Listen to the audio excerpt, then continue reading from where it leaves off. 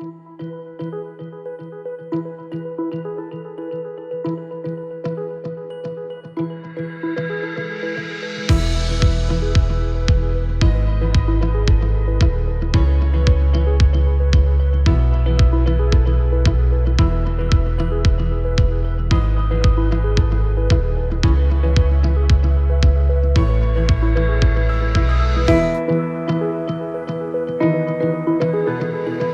guys, this is Healthy Life Designing. Today on the show, we're talking to the founder of the Other 85, and she is also judge candidate. Her name is Stephanie Hanna.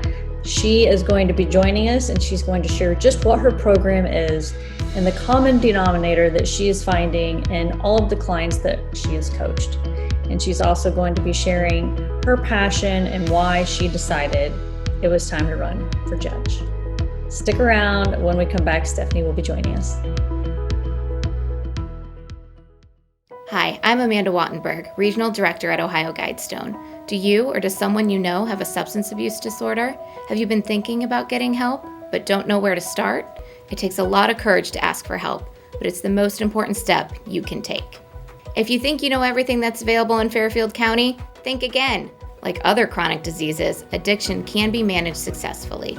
Treatment enables people to counteract addiction's powerful, disruptive effects on the brain's behavior and regain control of their lives. Even if it takes multiple attempts, treatment does work and people do recover from addiction every day. So keep trying because your life matters. You matter, and we're here to help. Call 211 and ask for the treatment resources available right here in Fairfield County. This message is brought to you by the Fairfield County Adam H. Board. Hi, Stephanie. Welcome to the show. Hi, thanks for having me. Absolutely. I have to say, though, I was a little intimidated at first when I first reached out to you because I thought, oh my gosh, I've never actually spoken to a woman running for judge.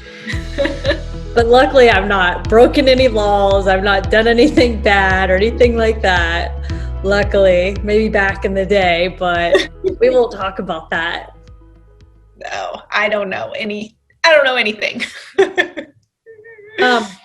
So one of the biggest reasons why we wanted you to be on the show was that you're part of a program that is called the Other 85, where you coach other professionals that are in the law fields of different kinds. And Can you kind of open us up talking about that? Absolutely. So I have a business called the Other 85. And the idea is that 15% of your job success comes from hard technical skills, the things that we went to school for, and I help you master the other 85. So the relationships, the networking, communication, interpersonal dynamics, all of the things that tend to trip us up, that is what I work with my clients on. And so most of my clients are in the legal field. They are attorneys, but I do have some other kind of professional services clients. And we do everything from role-playing difficult situations to cleaning out your email inbox and figuring out how to organize your life and your day so that you can be more productive. We cover it all, and I love working with people on those skills. Most of my clients are women, so it always feels extra good and special to help lift other women up as well.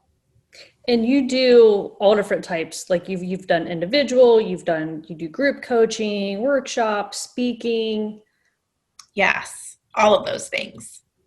So what's it like? So you've done this for about a decade.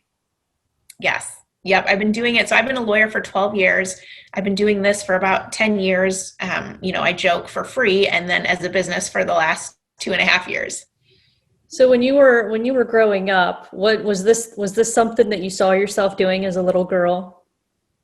Probably not. I don't even think coaches were a thing back then, but or at least as mainstream as they are today. I always knew that I wanted to help people. I wanted to make things better than how I saw them or how they were left.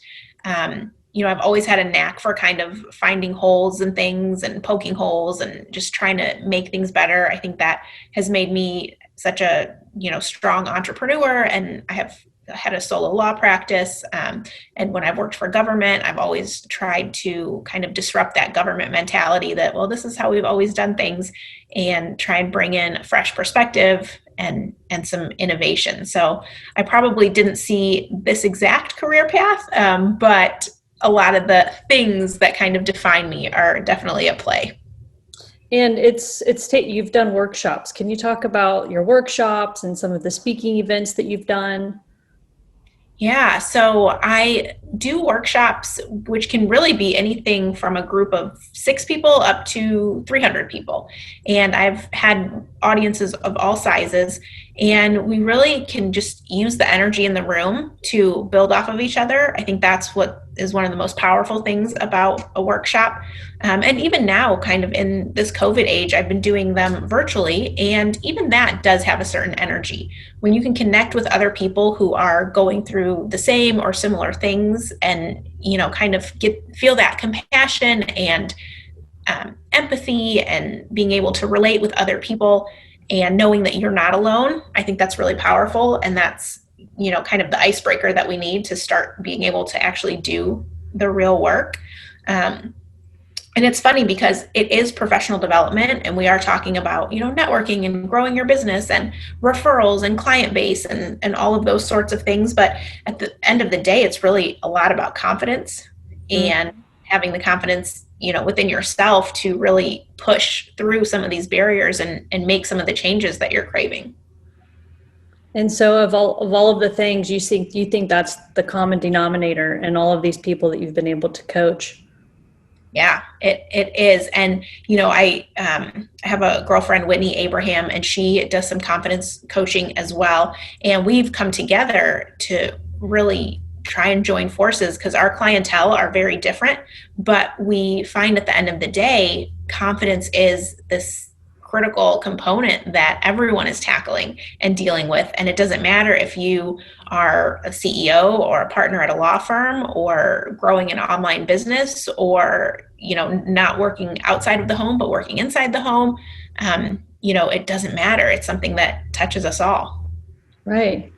And being in your profession and running for judge, I mean, you have to have a certain amount of confidence. So have you over the years, have you reached out and have had mentors and coaching for yourself?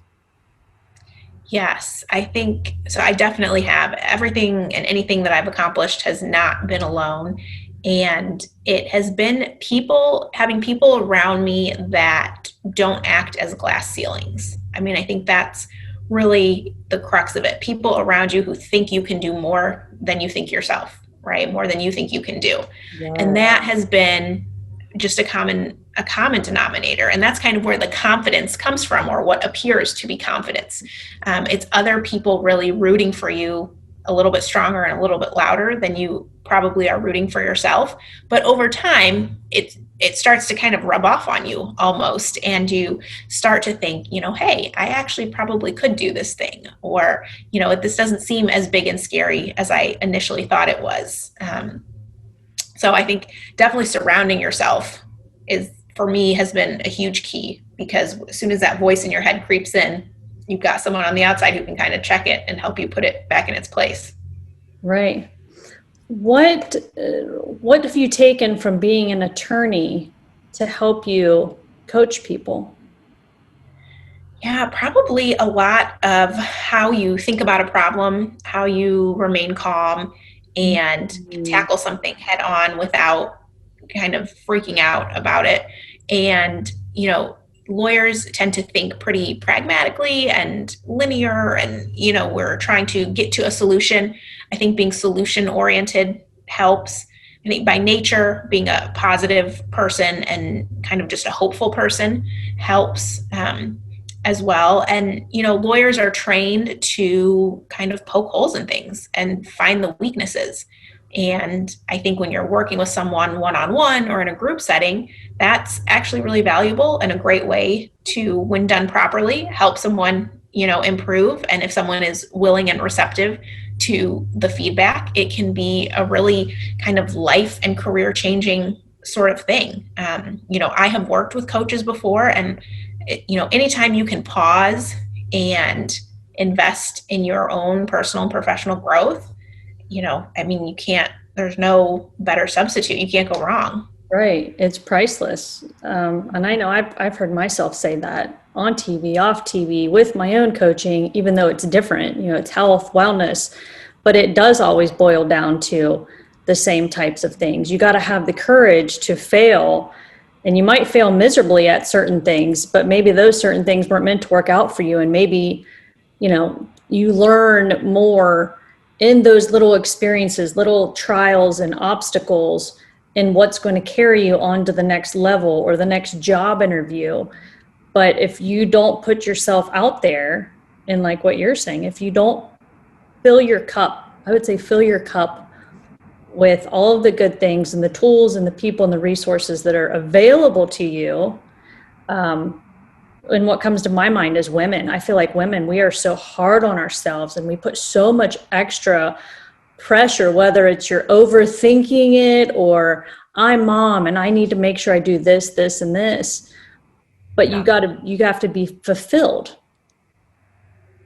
Yeah. And if you don't have that, then the rest doesn't really matter. No. And that fulfillment can look so different for everybody. It doesn't have to look a certain way, but it is something that you really should be striving to attain, because it impacts everything and everyone around you. Speaking of impact, when did you decide that becoming a judge was something that you wanted in your future? Yeah, so I've been a lawyer for 12 years, and most of that time has been in the courtroom. And I have worked for judges. I have served as a magistrate. I have, really just felt the power that comes from helping people in really rough situations. And so, probably about 8 years ago or so, I started to really think like, hey, let's be strategic about this. Like, what kind of experiences and things do you need to go accumulate over the next couple of years so that you can run one day? And so the seat that I'm running for is a newly created seat in Franklin County. And it is one that's created because the volume of cases is so high. It's in our domestic relations and juvenile court. So it's divorce, dissolution, child custody matters, and juvenile criminal cases. And, the level of empathy and compassion that you need, in addition to, right, the experience and the ability to manage a heavy caseload and all of those things. But, I started to realize quickly that, the skills that I was using when I was coaching people and practicing law and, all of those things could all be rolled into, serving our community as a judge. And, that kind of is what got the ball rolling, and it's been rolling for about 8 years, and here we are. I mean, I can't even imagine, but how incredible. I don't even know how many female judges we've ever had in Ohio or Franklin County. I mean, do you know? I don't know, but I do know that Franklin County is pretty lucky. We have it's been about half for a while. We have 6 domestic relations judges, and I believe 17 general division judges, and maybe 17 or 18 municipal court judges. So we do have a lot of judges, but many other counties across the state are, of course, much smaller. They maybe have 1 judge, and it's been a man, and he's been there for 25 years. Right. I think that's a really common story. Right. So, there are definitely, we need women. We need women in these roles. We need women to run for office, whether it's judges or any other office. I love the movement that's encouraging women and young women to get involved. And if you think you can make a difference, show up, because people want you, and people need, they need that compassion and that caring to make real change. Absolutely. Well, we're going to take a quick break right here, but when we come back, Stephanie, Hanna, and I are going to be clearing the air with a couple more things and a couple more questions that I have for her. So stick around, and we're going to have more when we come back.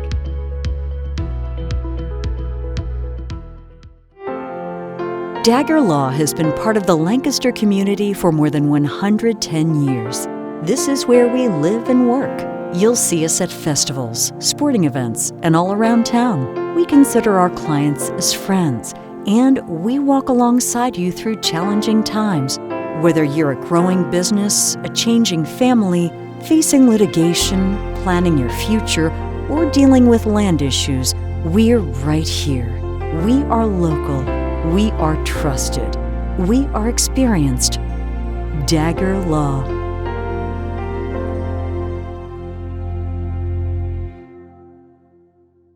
Fairfield Medical Center took care of me like I was family.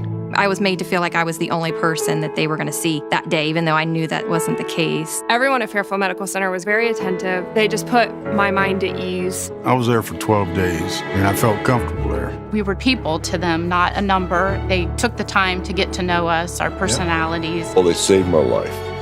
How do you beat that? I don't know how I could have gotten through it without them. Experience Fairfield Medical Center.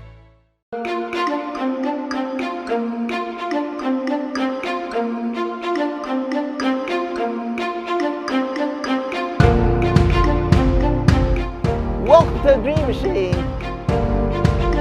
I'd like to be part of the Dream Machine, keep me busy, and it's also important that we do it together as a group, and we plow and plant, and we have lots of produce. We have tomatoes like one here, and gourds, cucumbers, squash, crawfish, beets, microgreens. We also have flower arrangement, and we also sell bags, those tote bags out of animal food bags, and we sell them out in the market, farmers market. It's a special place that keeps people healthy by eating a couple fruits and vegetables. I always show people, first time they pick raspberries and green beans, I show them how to do it like they do it wrong. Picking raspberries and green beans is simplest, easy for me. We're entering some things in the field like pumpkins, the gourds were growing, and everyone likes them.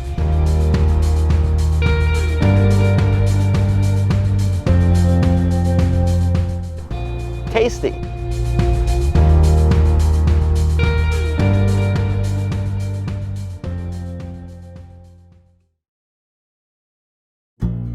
Fairfield Federal. When it comes to our customers and our community, we go above and beyond to help. Our people make the difference. We were retiring from Tucson, Arizona, and we made a retirement trip out around Ohio, having decided that's where we wanted to be. And we came across this town called Lancaster, and we fell in love with the downtown area where the fountain is and the memorials and the flags and all this stuff. And we looked around and I said, there's our bank right there. There's something to be said about a community bank in your hometown. Right. If you live in the community, you should do business in the community as much as possible. So it makes sense to bank with the community bank where you live. Fairfield Federal is the bank to be at. If you live in this town, or any town actually, you want to bank at a local home bank. And the employees are happy here, they're conversant, customer service is through the roof. There's nothing more you could ask for. Personal or business banking, whatever you need, we take it seriously because we know you do. Stop by today at any of our 3 locations and see why the difference is clear. Fairfield Federal Savings and Loan specializes in banking that revolves around you. Member FDIC Equal Housing Lender.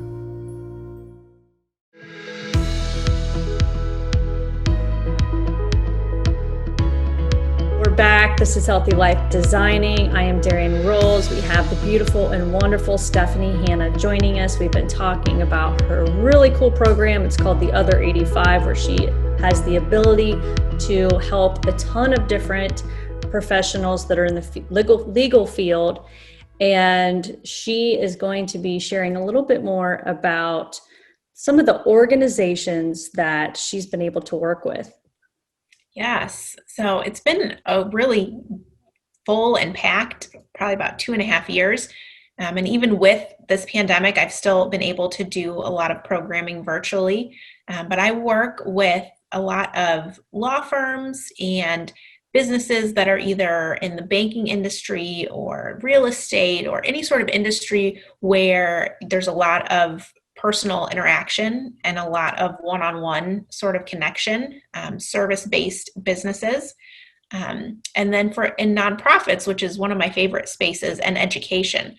So I've done some programming for Ohio Wesleyan University, Ohio State University, both in their law school and also some of their student organizations, Capital University's law school, and the nonprofits such as the YWCA Columbus, ROCKS, which is an awesome organization that empowers young women and girls, and other kind of similar organizations, Dress for Success. Anytime that I can, find an organization that meshes with my beliefs around empowering women and girls and, confidence building, I am so happy to partner with them and work with them, because it just makes it that much more powerful and more meaningful. And last year you spent, a lot of your time last year offering a program. Was it monthly that you offered it for the whole year last year? We did quarterly. Quarterly. Okay. Yes. Our Capture Your Confidence program. And we did that. My friend Whitney Abraham, who I talked about earlier, we came together and created this program so that we could just talk all things confidence. We could strip away our specific areas of expertise. So we weren't really talking about the legal field. We weren't talking about online businesses or social media. We were just talking about confidence at its root, your internal confidence. And then once you master that, or at least, become more aware of how important it is, then all the other things flow, right? Then our coaching becomes effortless. We were finding that the barriers were confidence, were all confidence related. So we came together last year, and we're still going strong, where every quarter we partnered with a nonprofit, and any proceeds that we raised, we donated to that nonprofit, and we just gave confidence workshops to women. And one of them focused on, being a parent. One of them focused on self-confidence and working on yourself. One of them focused on your network and who you're surrounding yourself with. And so we tried to pick subtopics that fall in there. And, it's been so powerful because we've created this community of people who are now, confidence seekers, and they recognize how important it is. And, you don't leave there automatically becoming the most confident person in the world, but you're just so much more aware and in tune with how important it is to have, and some practical tools and ways that you can work on it for yourself. Can you talk a little bit about the assessment that you kind of go through with your clients? Yeah, we ask them to think about their values, and we have a worksheet and a couple exercises that help us. But we ask people to, at the end of that workshop or the end of that exercise, to come up with their top 3 values. And we really believe that if you can identify those, then you have like the roadmap. Everything that you do is either in alignment with those or it's not. And once you have that, it's so much easier to make decisions. Does it fit? Does it match? Or doesn't it? And that is really kind of the framework. So we start with values, we start with alignment, and then we ask people for specific things in areas where they feel they are lacking confidence. And then we take them through the process of how you can train your mind to work through that. And we do it from a coaching perspective, but we also want people to feel really good about doing it themselves, because we won't always be there, yelling at you and telling you that you can do it. And so we want people to be able to internally kind of have that same dialogue with themselves. Right. And it kind of brings me back to something I mentioned earlier, where women will overthink things and doubt creeps in and all of those other little terrifying words.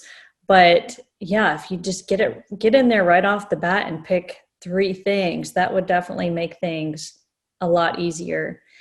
Another thing that you're very well known for is your speaking.